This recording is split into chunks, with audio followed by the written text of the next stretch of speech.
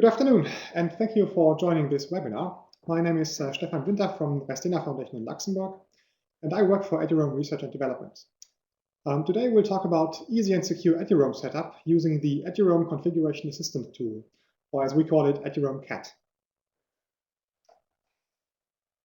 So let's first start with the question, why Eduroam CAT? What is the problem we are trying to solve? Well, first of all, a few words about Eduroam itself. Eduroam is a very secure and very successful roaming service for Wi-Fi hotspots. We have approximately 10,000 hotspots worldwide, probably a few more, and we have a couple of millions of active users using our hotspots every day. That is something we are mighty proud of, but we're also proud of a second thing, in that this whole thing has been designed to scale and securely so. This means that whenever you authenticate to the network, let's say with a username and password, it will only be disclosed to your home organization, so the one which gave you your password and which validated. This means that nobody, not even our own legitimate hotspots, nor any unauthorized person can get a hold of your password as you use it to authenticate. So even if somebody sets up a hotspot which looks like Eduroam but is not the real thing, which we call a rogue access point or rogue server, can get hold of your credentials. That is a very nice promise we can make. And it actually works since about 10 years in a perfect fashion. There is, however, a small if attached to that, and that is this security is only assured if the user himself does the right things on his own device. So he needs to configure his own device so that he actually validates, am I connected to a genuine Eduroam hotspot? Will it encrypt and transport my credentials to my home server for verification? Thing is that many users do that, and that's fine. We have lots of configuration instructions for manual setup. And if you follow them, then that's all good. However, current software often makes it easy for you to be negligent. You could just decide not to validate the server certificate, for example. So this way you can still connect and you enter your username and password. You don't realize anything's wrong, but you don't verify that you're not just giving it away to somebody else. That is, of course, not how we wanted Eduroam security to be. So we conceived CAT with the idea that we have to make it much easier for the end user to get to a secure setup. So no longer understanding complex configuration options, no longer having to do things on their own. They can just use our software and have a secure setup. So how does Eduroam CAT actually help in that? Well, there are two sides to it. So first of all, we need to work with the campus administrators, what we call Eduroam identity providers, those who issue your user accounts. And we have to ask them, so what are the security parameters of your deployment of Eduroam? So there is a very simple web interface. An Eduroam administrator can go there and upload the relevant security parameters, such as the CA certificate and the expected server name and all those complicated things that we don't want users to do. And after he has uploaded that, our system even verifies that he actually uploaded a sane amount of information. So we have enough to make the Eduroam setup complete and also correct for the end user. Only if he passes that validation from us, then we can go on to create these installers for end users. And this is now where the second side to CAT comes in. Because as soon as we have that required information, we can transform these security parameters into automated installation programs for the end user of this identity provider. We have the end goal that the user just has to click on it and it will just be magically installed without any further complicated questions about security parameters. Depending on the platform, this may be one click or it may be a click on next a couple of times, but that should be all. So we hide all the complexity that is actually happening in the background from the user who just gets a progress bar and can happily say, okay, I installed it, that's it. And yet he gets the full security of the Eduroam security model all the time. As an extra bonus, the installers we generate will be digitally signed by Terena, Terena being the worldwide organizer of Eduroam. So that operating systems will usually recognize this and show the user that this is software coming from a genuine source. Doing all that, we can target a number of platforms. We are not universal. This is really very difficult because every device has its own way of setting up the Eduroam security, or IEEE 802.1x. But we do support quite a basket. So we have 3 major families which are currently supported. One of them being the Windows family. We support Windows XP, Vista 7, 8, and 8.1. Then we have the Apple family, which is Mac OS X from versions 10.6 and above. And we also have all the recent versions of iOS covered. The third big family we have is Linux. So a number of major Linux distributions will be auto-detected and will be auto-configured so that no further interaction is necessary. But this being Linux, I have to say that there might be a couple of distributions which we don't know how to cope with yet. So that this is not a 100% coverage, but you can always execute the installer and it will tell you what it found and what it did or what it couldn't do.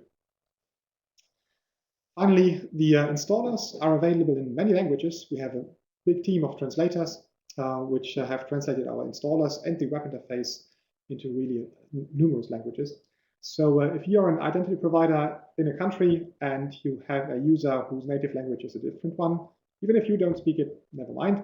The user can just choose his preferred language to download the installer from. It will still contain your settings, of course, but maybe the user feels a bit more at home when he sees his own language.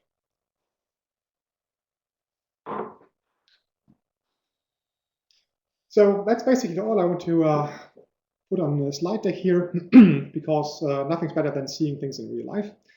This system has been deployed in production since 1st of April last year. So we're looking back at about 10 months of successful operation. So there's no reason not to show you the real thing. So if you give me a few seconds, I will swap over to my desktop sharing. And then you should hopefully start seeing a Firefox window. So what you see here in front of you is the Eduroam Cat main welcome page. This is where end users are supposed to go to. So this is cat.eduroam.org, but I have this on the last slide as well. So as an end user, the only thing you really have to understand here is that there is a big button for you, which is labeled Eduroam user, download your Eduroam installer. Once you click on that button, you will be asked where you are from. And as it happens, we are having some kind of heuristics in place based on your IP address, where we try to guess which identity provider is near you, so which could be yours. So in this case, the guess was pretty good. So I met at my home location, Stefan Foundation. So this is where I click. And what you see here is that the next and only choice I have to make is which is my operating system and which installer do I want to download. So at this point, I can tell you that this is the first version of Eduroam Cat we have in production, version 1.0. On version 1.1, we are trying to go even a step further and have an auto detection which kind of operating system you are using and will suggest the correct download for you. So let me just try Windows 7 here, and I will get the executable, save the file and execute it, just like I would any other application. So what you may be able to see, depending on the resolution on the screen, is that this is signed by publisher Terena. So this is the digital signature where you can verify that this installer is genuine. If I execute it, you will see that even our installers themselves are branded as far as we can. Not all operating systems support that. But in this example here, when the system has been told what the logo of the identity provider is, the installer will also contain the IDP's logo.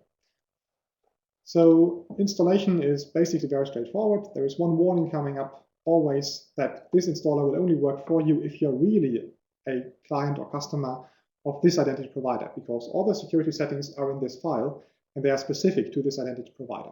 So you are asked to acknowledge that, yes, indeed, this is my installer, to prevent misunderstandings and things which don't work because somebody shared the wrong file with you. In this case here, my identity provider has even asked me to accept the local terms and conditions for our identity provider. We can do this on all platforms. So if you have an acceptable use policy that you want to put in front of the user's eye, you can have that, just upload the text file, and in the installers we generate, it will be included. So then I'm asked for my username and password. So let me just use the real thing. I will then install the Eduroam thing on this PC here, and I hope I don't lose connectivity, but I've tried it before, because I'm supposed to be on a wired interface here. But let's see what happens.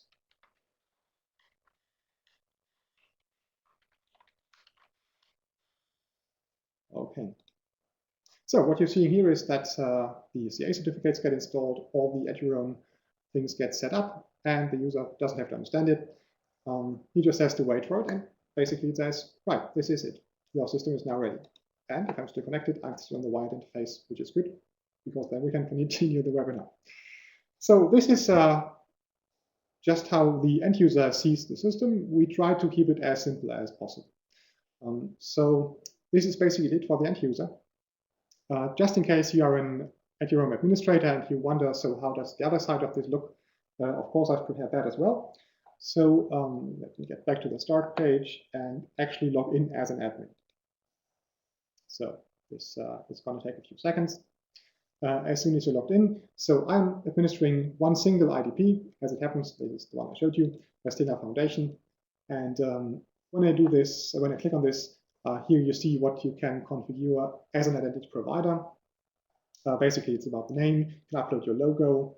If you have network names besides the standard Eduroam one, you can also say which other SSIDs should additionally be configured.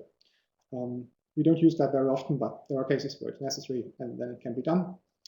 What we also can upload, but don't have to, is the help desk details. So how can your users reach you if something doesn't work?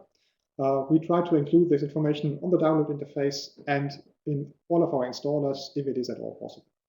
This is also the place where you can upload the terms of use file that you've just seen in action. And this way, hopefully your users at this point are empowered to know who to contact if something does not work, if it doesn't work. What you also see here is the EAP options, which is basically the CA certificate file. So how does your Eduroam server present itself to the users? How can the user verify that he is connected to a genuine hotspot? This requires a root CA. So the circled R here means I've actually uploaded a root CA, not an intermediate one. And the next thing you also need is the name of the server, which I've configured here. And these are the major security settings. What you see here is also a map where you can configure where you are located as an identity provider. We only need this for this proximity hint when the user tries to download your exe files or your installer files for various platforms. So when you have configured your approximate vicinity, then we can make an educated guess on whom to show your installers by preference. Going further down, you have one more thing. You can have multiple user profiles. So if you have different settings for staff versus for students versus for external guests, you can configure these different profiles. I have just one in my case here. So this is the education.lu users. And here you see the expert system at work. So it has verified if I have enabled PEEP MS Chap v2 for my users, did I upload enough information for this tool here to make a secure installer out of it. What you also see is that there is a deep link here to the right-hand side and also a QR code, which will take you to that same URL. Basically, this makes it easy for you if you have your own help desk pages and you don't want to send the user through this discovery process asking where are you from. This deep link will take him directly to your download page. And finally, you also see statistics of your deployed system. So you see how many users are downloading which platform, so you can see what is popular among your user base. Now, you can choose either to make this publicly downloadable on the interface you've just seen, or you may decide, actually, I would like to have my own help desk pages. I don't want to send my users to an external place. So what you can also do is, with this button, Installer Fine-Tuning and Download, you can see which installers we generate. You can download them yourself as an admin, so you don't have to put it on the public download page. And you can have various device-specific and use-specific options, which I'm not going into detail right now. This basically means you are done as an identity provider, just serving your users. That being said, if you uploaded enough information for us to actually test your setup on the production infrastructure, we have a new button for you, which then becomes enabled, which is check RAM reachability, and this is one of the extra games we have. So this really talks to your radio server as an Eduroam IDP, sends various mean authentication requests, which are not so commonly encountered, and we see, do they still work? So is your radio server conforming to specs as we expected? So you see there's lots of things being checked, and that is an extra service for you, independent of the user configuration, but we found that many people have found their problems using this tool, so we think it's very useful. Okay, so one more thing I would like to show you, which you don't usually get to see anywhere on the web interface, because it's just for the persons who deploy the software on the cat.eduroam.org website. We have some statistics about the overall service usage, so you can then see that you are not alone. So altogether, as of 5 minutes ago, we had 528 Eduroam identity providers. So that's basically more than 500 universities, research centers, and so on, who are using our service here. Out of these, 379 actually put the installers on the public download page. So if you scroll long and hard enough on this discovery page, you will see 379 entries. And I think that is quite a significant reach we have. Finally, the download counts. I don't know if you can read that from the Adobe Connect window. The total downloads for all platforms at this point is almost 340,000. So ideally, this would mean several 100,000 users of Eduroam now roam about in Europe, having a secure and convenient installer, and things just work in a secure way. I'm very proud of that. I think I can speak for the whole development team. So the team behind this is basically me from Astena, and then the other core development is happening in PSNC, which is in the Polish NRAM. And we have numerous developers which provide translations and smaller module updates. So when you take a look up here, basically what you see is more than 10 languages in which you can download your installers, and in which you can, as an admin, configure your things. So everything is translated fully, and there is no need to stick to English. Right, so that was a quick walkthrough, and I'm almost running out of time. So let me stop sharing my browser and get back to the slide deck.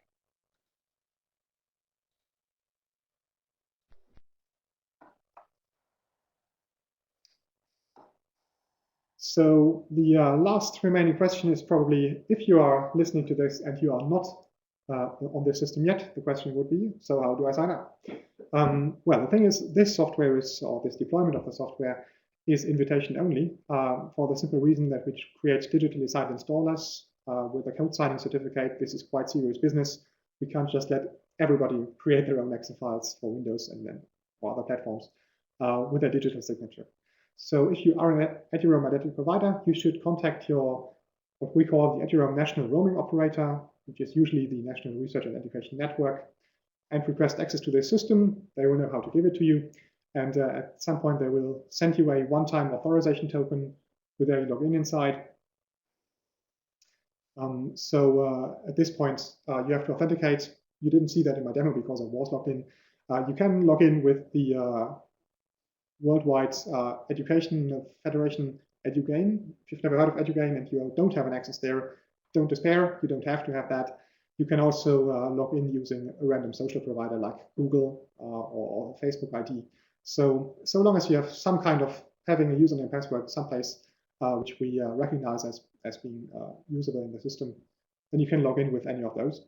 And as soon as you've logged in, your authorization will be bound to that identity. Right, so the last question is, how do you get there? Well, the invitation for your IDP will have the link, but if you just want to go to the end user interface, I can say that for all countries, all Eduroam countries worldwide except for Germany, the URL would be https://cat.eduroam.org. The German NRO has decided to have slight modifications in the software and run their own. So if you're a German IDP, you would go elsewhere. For you, the URL would be https://edit.dfn.de. Finally, if you want to learn about the software itself, so download the current SVN source code or release version, learn about our roadmap and so on, you could go to the Forge site, which is just like SourceForge but for Géant, and it is http://forge.geant.net/cat. So this concludes my 20-minute speaking window up to the last second. So thanks for listening, and I think we have 10 minutes for questions and comments. Thanks a lot.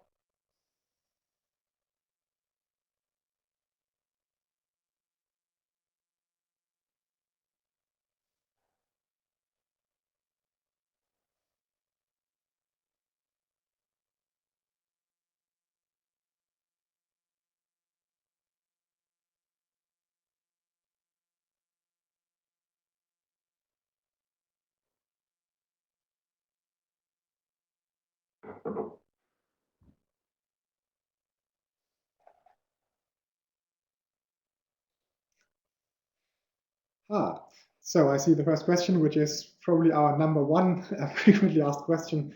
Why is there no client for Android?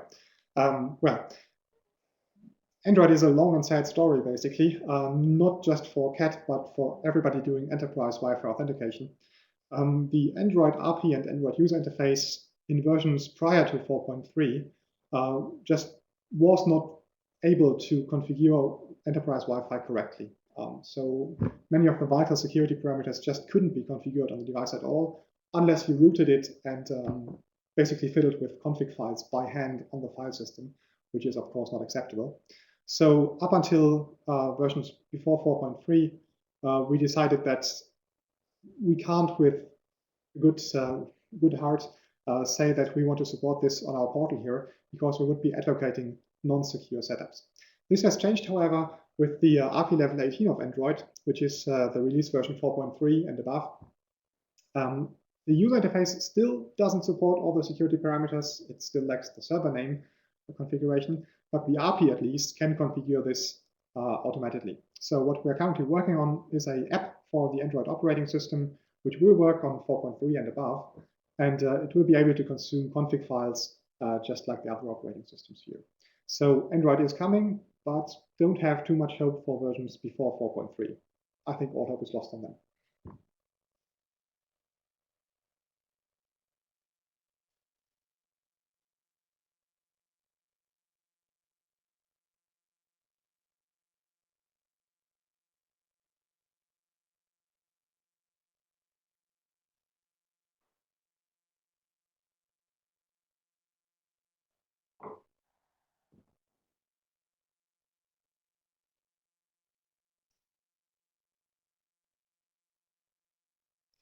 Oh, I just see that Tomasz also had a comment here. Yes, that's right. So as an IDP admin, you can select which EAP methods you support. And the thing is that the primary focus on this, because it's so popular, is for EAP methods which use usernames and passwords. So PEEP and TTLS just come very natural. And as you see, the installer asked for my username and password during the installation. We also support client certificate login with EAP TLS. It is not working quite as smoothly in all conditions. So our issue here is that configuration, for example, on iOS, you would have to embed the client certificate in the file that is being downloaded. But this would in turn mean that we have to ask the user to upload his client certificate and private key to our web service. This is, for security reasons, not acceptable. We don't want to ask any user on the website for anything private credential. So there's a couple of limitations there. We do support EPLS, but your mileage might slightly vary.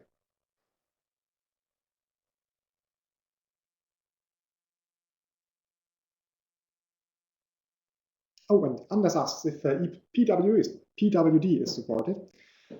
Indeed, maybe a few sentences about ePWD. Those of you who don't know it, this is an IETF RFC informational nature, which says EAP authentication with nothing but a password, but it is constructed quite nicely in that it doesn't need more than the password and still can do mutual authentication. So the things you previously needed with a CA certificate and server name basically just become obsolete, and with just the password, it's never transmitted on the wire. It's kept secret on your client device, but via some really fancy crypto magic, you can still negotiate with the server on the other end whether or not he also knows the password. So you can securely authenticate. You never give away the password. You just create an artifact around it. And that is very ingenious, I think, because it makes Eduroam setup much easier without these CA certificates. It is a very young EAP type, though, so not many IDPs support it. But the cat does support it, at least on Windows.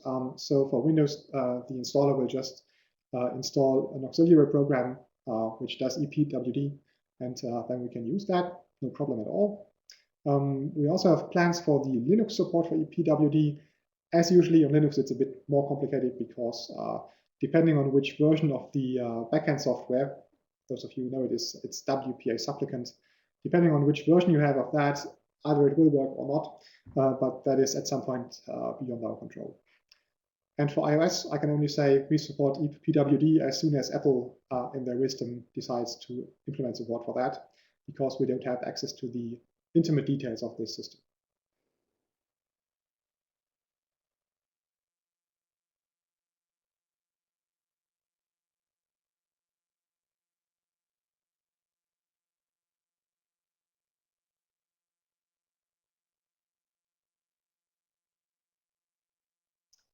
Okay, so apparently Jim has just closed the queue, or maybe Ian is typing something. So in any case, if that was the last question, let me also thank you again for showing up here, for learning about the cat, and please do spread the word. This will all be on YouTube at some point.